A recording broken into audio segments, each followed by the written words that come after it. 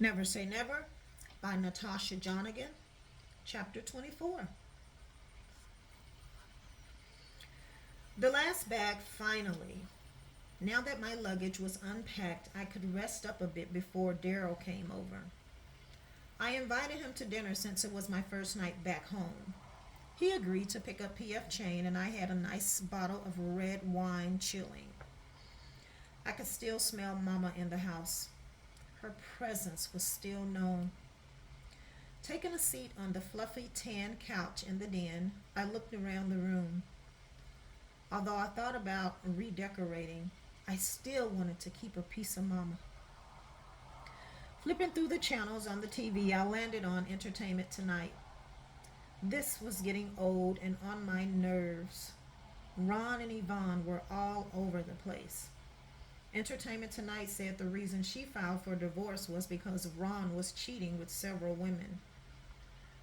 Unable to click past this information, I was stunned. Ron told me he filed for divorce. Knowing the media isn't 100% truthful all the time, I gave little value to the information, but I was still intrigued. 3 women confessed to a relationship with Ron. One gave an exclusive interview. Ron prepared me for the media circus, but he never mentioned other women. My body was hot and my head was throbbing.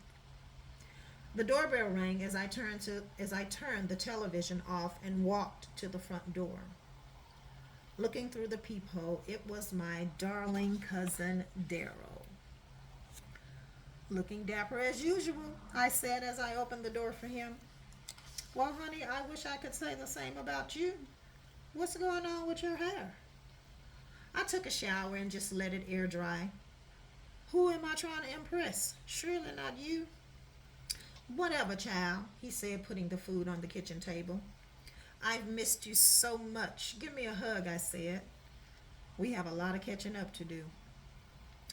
I took 2 plates and silverware from the cabinet and placed them on the table. Getting napkins and bottled water, I also placed a bottle of wine on the table with 2 globe wine glasses. Daryl, I need your take on my situation. I'm in a dilemma. Go on, he said, stuffing his face.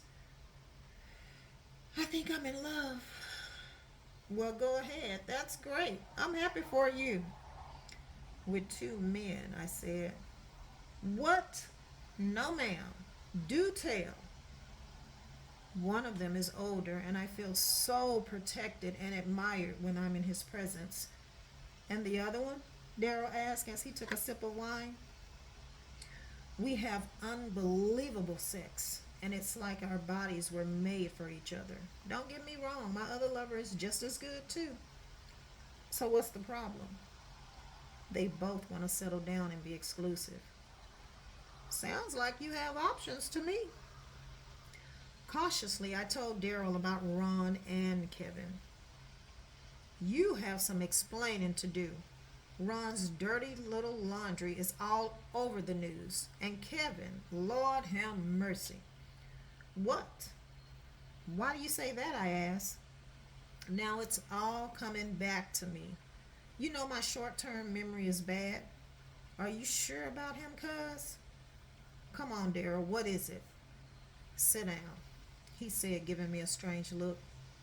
Daryl, we are sitting down. What?